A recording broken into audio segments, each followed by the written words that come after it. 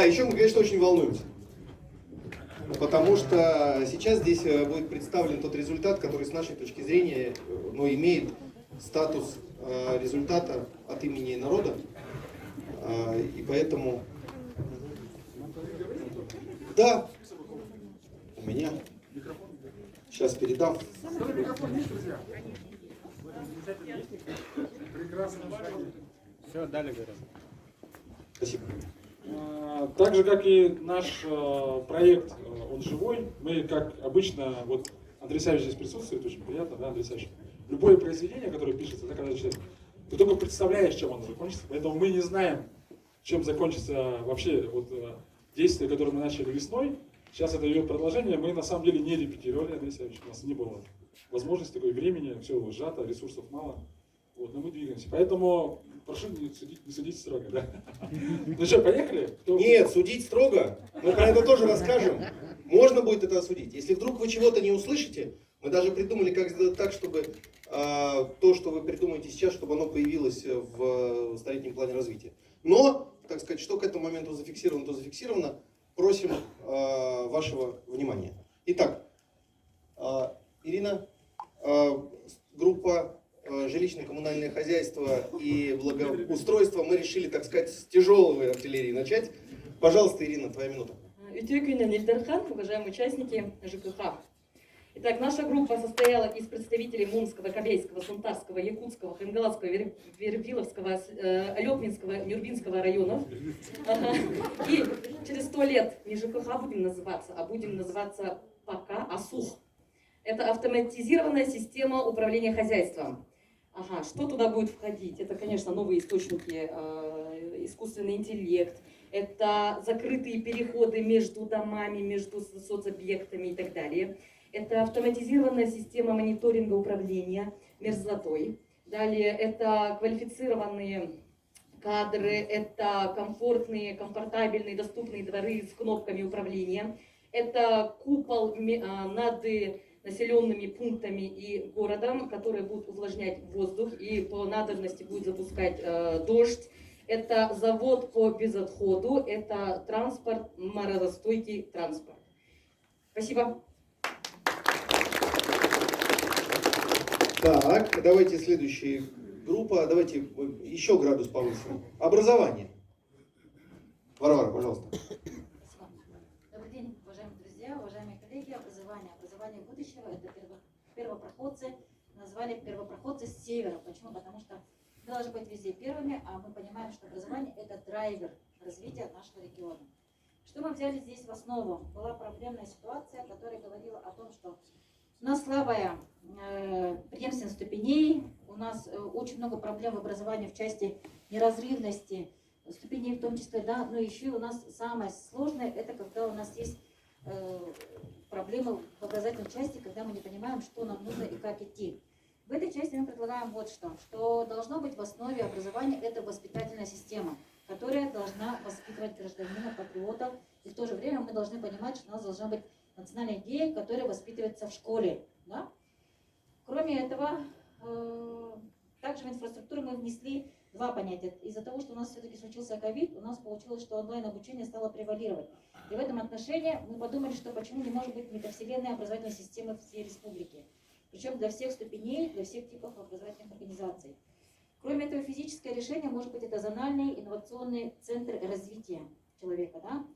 И, конечно же, мы подумали, что должен быть предмет в школе, который будет говорить о национальной идее, как мы должны развиваться и куда идти в ближайшие 100 лет. Сервисы, которые мы предлагаем, это гибридные форматы образования, которые уже есть, метавселенная для индивидуализации образовательной траектории ребенка и взрослого в том числе, да? Ну и виртуальный друг. Это правильный виртуальный друг, который будет учить нашего ребенка, как мы будем жить. К сожалению, история про родителей у нас тут умалчивается. Почему? Потому что подумали, что виртуальный друг он важнее, чем родители, да? Ну и запросы, которые мы хотим, это в первую очередь безопасность детей, безопасность всех нас, в том числе, да, ну и так далее. Спасибо. Спасибо. Да, вы думали, будущее возмутительно, конечно. Когда сейчас сказали, что родители менее важны, чем виртуальный друг, вы видели, как передернул в зал. Как я когда говорил, что Google лучше знает наших детей, чем мы. Да, следующее выступление промышленность. Мичел, пожалуйста. Всех приветствую. Меня зовут Мичил, руковожу группой компании BB Group. И изначально хочу сказать, что я был в многих районах, чаще всего в промышленных, и сейчас расскажу про то, что мы с группами, в том числе и здесь, придумали. Вообще, в целом, мы хотим предложить целую большую программу развития арктических и субарктических районов с рациональным природным пользованием.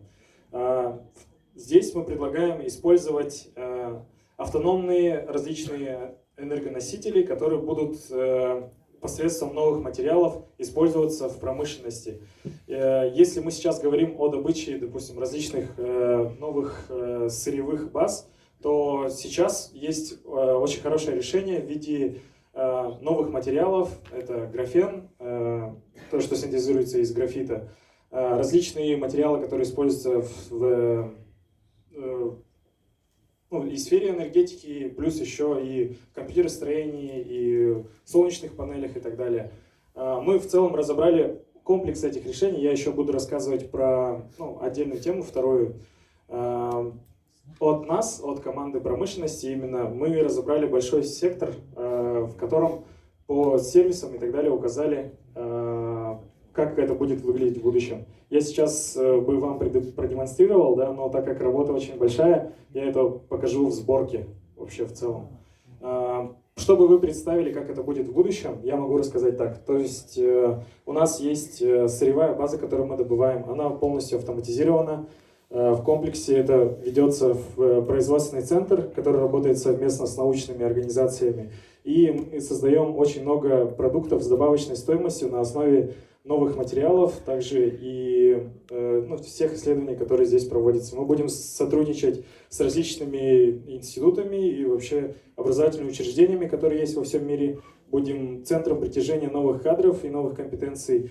И со всеми технологиями, которые будут производиться у нас в Якутии, будет весь мир равняться. Вот. И в целом, возможно, это будет даже приток создания новой, допустим, замены Кремниевой долины, может, графеновая долина в Якутии. Спасибо. Передадим, давайте следующее слово. Ты по материалам будешь еще отдельную делать. Все, так чуть попозже, да, пожалуйста.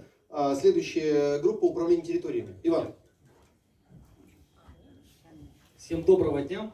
Я старался бывать в арктических районах, был в Оленьке, в Ивано-Бутантанском, вот недавно в Абыйском, где мы застряли на неделю. Ощутили, в общем, там жизнь.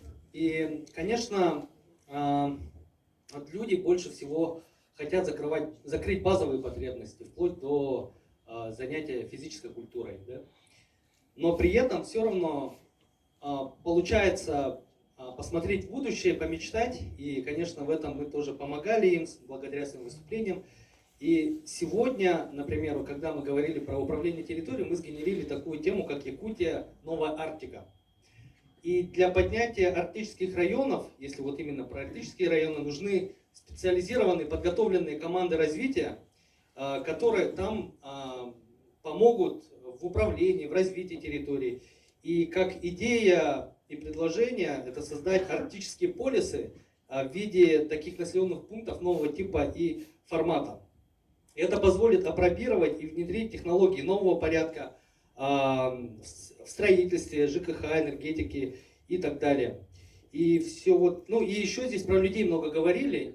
Кадры, конечно, не хватает, да, везде, в любой администрации, в центральной части районов, например. И здесь важно создать условия, хотя бы, чтобы люди получали знания. И как вариант, это такие пространства развития, сеть пространств развития по типу точек кипения. И вообще, вот тем самым можно будет обновить инфраструктуру, человеческий капитал и создать благоприятные условия для развития жизни людей с достойными условиями. Спасибо. Следующая группа сельское хозяйство. Пожалуйста, Владимир.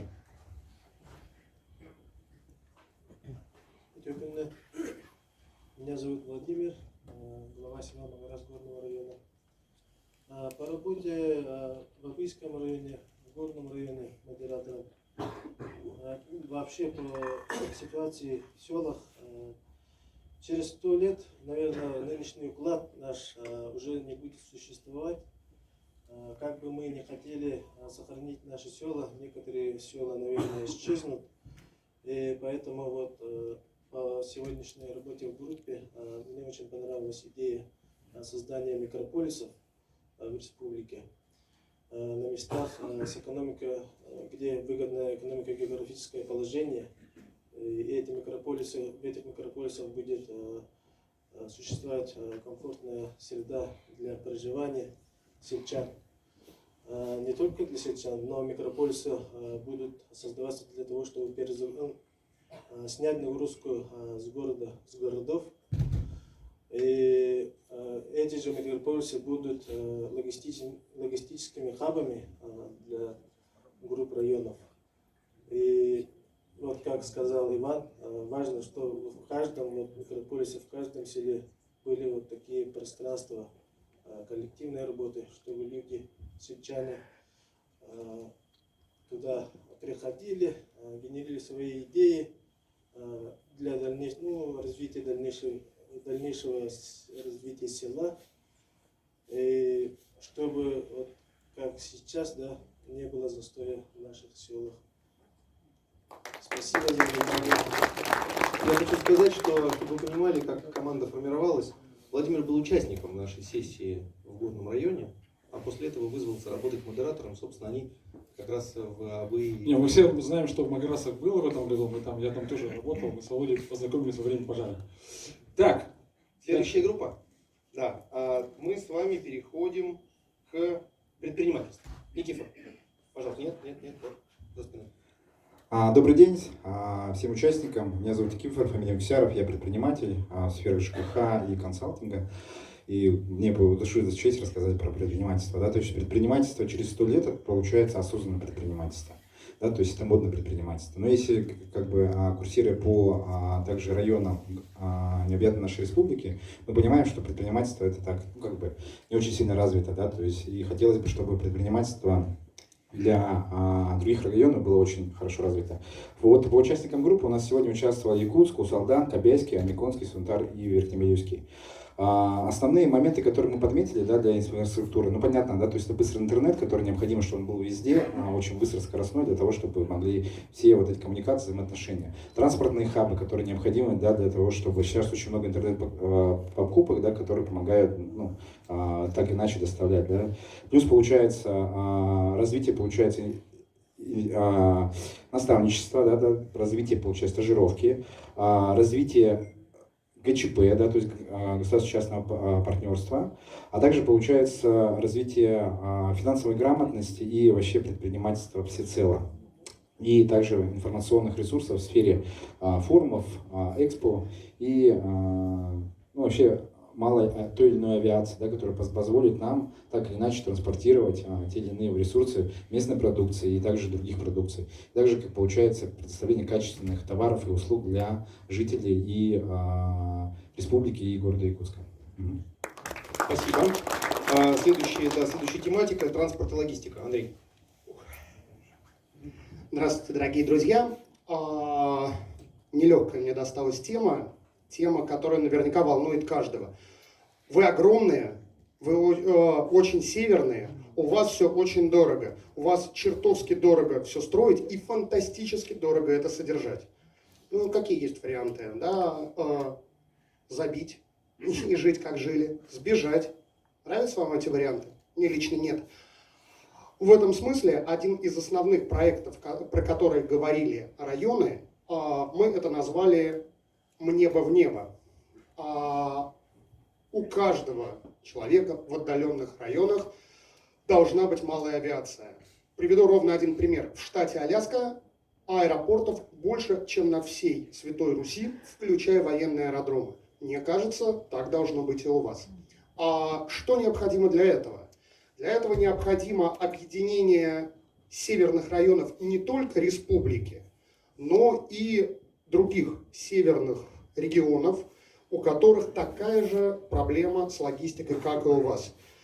И в этом смысле в рамках столетнего плана работа будет вестись не только на тему, чтобы районы вместе продавливали эту тему, но и на тему межрегионального взаимодействия с такими северными регионами, как Камчатка, Магадан, Ямало-Ненецкий, Ненецкий, Мурманск и так далее.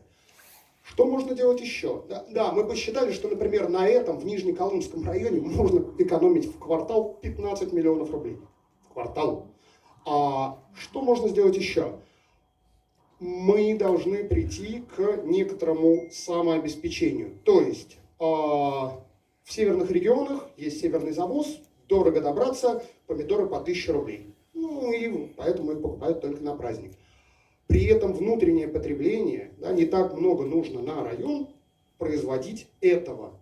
Да, и этим необходимо заниматься, чтобы обеспечить себя, а может быть и окружающих. Что нужно еще? Необходимы транспортные, межрайонные, а возможно и межрегиональные хабы логистические, которые будут удешевлять доставку и прочую логистику.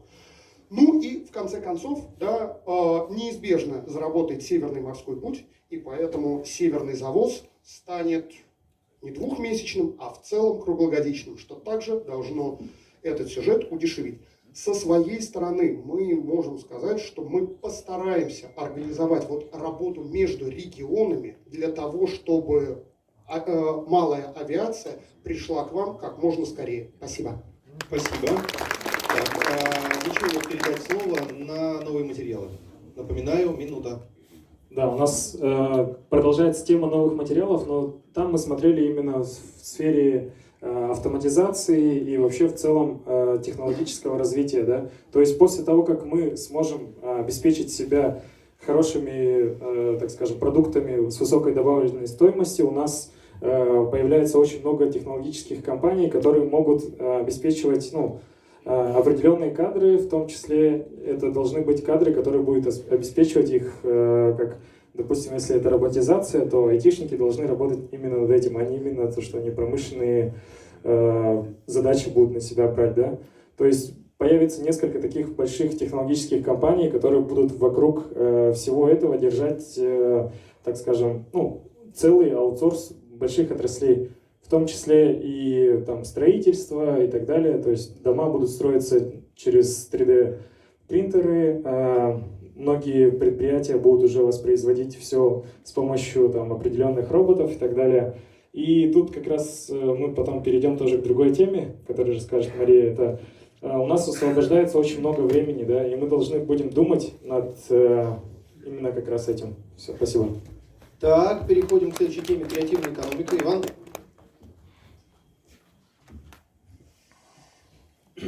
Буду основываться на том, что было здесь.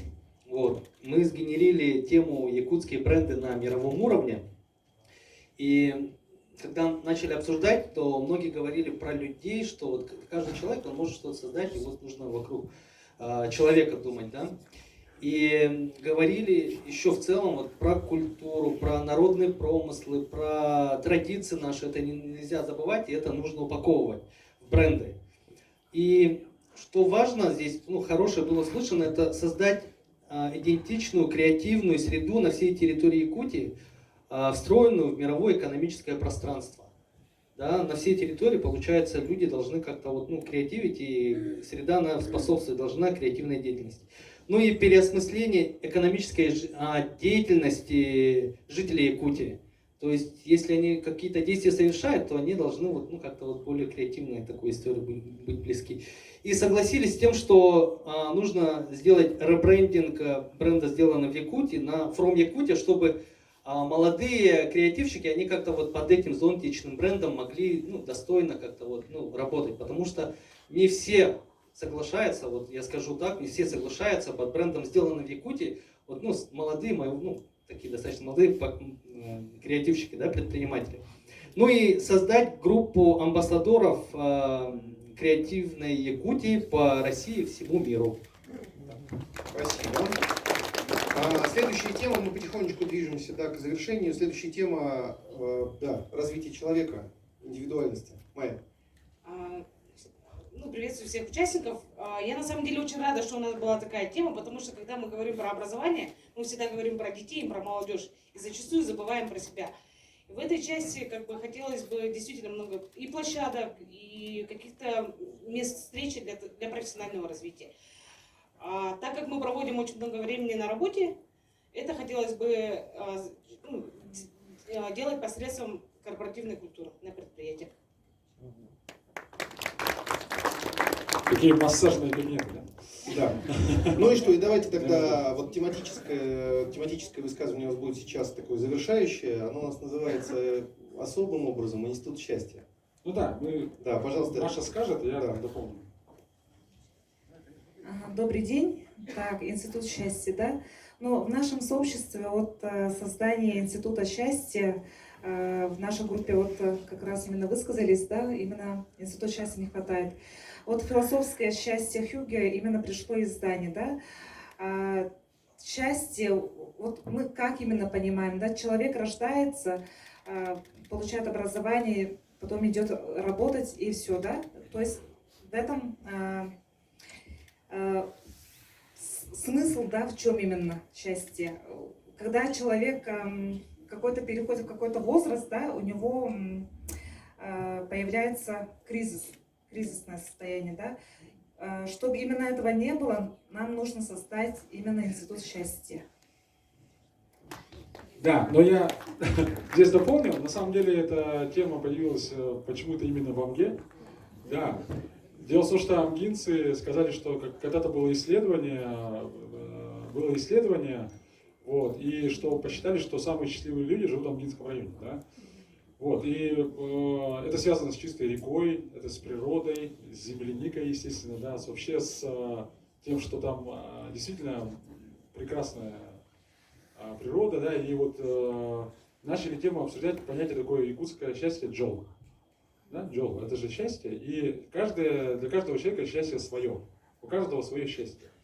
И мы говорили, давайте, ну вот чем вот сейчас Мария сказала про Хьюга, да, в Дании они создали такой институт, они начали его изучать по-научному. То есть они изучили свет, освещение какое должно быть, да, цвета там, какие должны быть дома, что такое добрососедство, что такое, там, вот, они описывают, там, допустим, счастье — это зимний вечер, укутаться с любимым за пледом, сидеть возле камина и пить горячий глинтвейн. Момент счастья. И на самом деле, действительно, вот это очень важный момент, потому что мы живем в очень агрессивной среде. На улице у нас очень холодно. Летом там комары, мошкара, иногда приходит дым к нам, да. Вот. И действительно находить вот в этой, сейчас пандемия еще, и вот умение находить вот в каких-то мелочах, может быть, в каких-то детских маленьких праздниках, наряжение елки, там домашнее животное, какие-то мелкие праздники. Вот описать вот это все, да, это и делиться, чтобы каждый район, может быть, делился своим счастьем. Сделать такую сборку, может быть, это будет действительно научное сообщество, мы будем как-то это собирать, и появится какой-то трактат о якутском счастье. Потому что многие азиатские страны ездят сейчас в Данию, потому что у них работа это промышленность, вот работа. И вот вдруг там жители Сингапура поняли, что они не очень счастливы. И вот Сингапур ездит, допустим, в Данию, типа, а что же такое счастье, научите нас, да?